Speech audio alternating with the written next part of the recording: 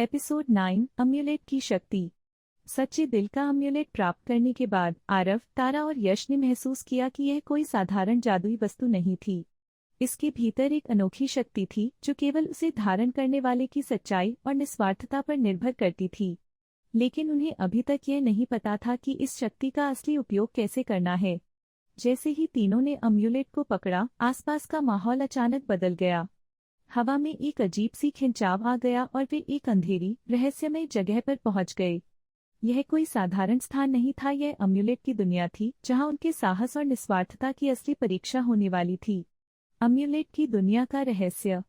इस दुनिया में कदम रखते ही उनके सामने एक विशाल जादुई महल प्रकट हुआ। महल चारों ओर से धुंध और रहस्यमयी ऊर्जा से घिरा हुआ था।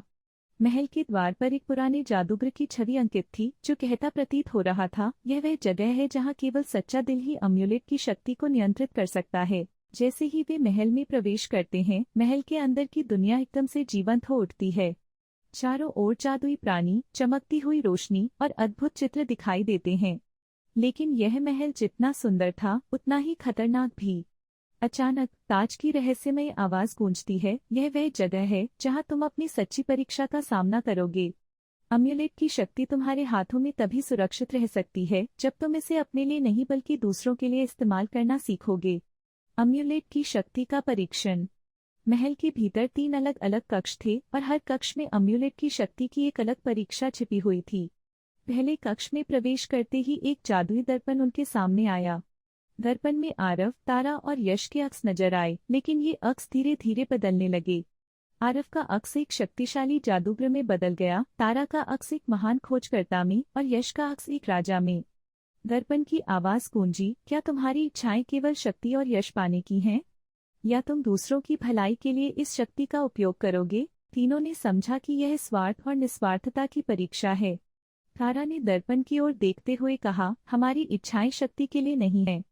हम इस अम्यूलेट का उपयोग दुनिया की भलाई के लिए करेंगे, न कि अपनी इच्छाओं की पूर्ति के लिए। जैसे ही उन्होंने यह स्वीकार किया, दर्पण टूट गया और पहला कक्ष पार हो गया। दूसरी परीक्षा, बलिदान की शक्ति। दूसरे कक्ष में प्रवेश करते ही एक विशाल जादुई प्राणी उनके सामने प्रकट हुआ। वह प्राणी कहता है, अम्यूलेट की शक्ति को चलाने के लिए सबसे बड़ा बलिदान आवश्यक होता है। क्या तुम इस बलिदान के लिए तैयार हो? आरव ने सवाल किया, कैसा बलिदान? जादुई प्राणी ने समझाया, तुम्हें अपने लिए कुछ छोड़ना होगा। कोई ऐसी चीज जिसे तुम सबसे ज्यादा चाहते हो, उसे त्याग कर ही तुम अम्यूलेट की सच्ची शक्ति को समझ सकते हो। यह सुनकर तीनों सोच में पड़ गए। यह सबसे कठिन निर्णय था। लेकिन तारा ने हिम्मत जुटाई और कहा, अगर हम इस दुनिया को सुरक्षित रखने के लिए कुछ त्याग कर सकते हैं तो यह बलिदान सही होगा। यश ने भी सहमति जताई और कहा, हमें अपनी इच्छाओं से परे सोचना होगा। यह अम्यूलेट सिर्फ हमारी नहीं बल्कि पूरी दुनिया की भलाई के लिए है। तीनों ने बलिदान का संकल्प लेते हुए दूसरे कक्ष की परीक्षा को पार कर लिया। अम्यूलेट की अंतिम शक्ति। अब वे तीसरे और अंतिम कक्ष में पहुंच चुके थे। इस कक्ष में सिर्फ एक वस्तु थी, एक विशाल जादुई दरवाजा जिसके ऊपर लिखा था, यह दरवाजा तभी खुलेगा जब तुम अपनी सच्ची मंशा प्रकट करोगे। आरव ने अम्यूलेट को दरवाजे की ओर बढ़ाया और कहा, हमारी मंशा दुनिया की भलाई के लिए इस शक्ति का उपयोग करना है।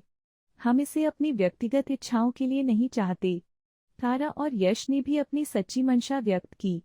जैसे ही उन्होंने यह कहा, दरवाजा धीरे धीरे खुल गया और उनके सामने एक विशाल कमरा प्रकट हुआ।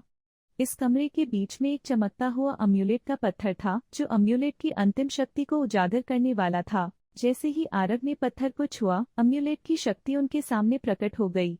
यह शक्ति न केवल उन्हें जादू में माहिर बनाती थी बल्कि उन्हें निस्वार्थता और सच्चाई के रास्ते पर चलने की भी प्रेरणा देती थी।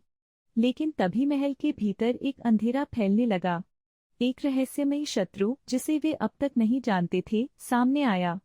यह शत्रु अम्यूलेट की शक्ति को अपने स्वार्थ के लिए हासिल करना चाहता था। वह शत्रु था अंधेरे का राजा, जो सदियों से अम्यूलेट की ताकत को हासिल करने की योजना बना रहा था।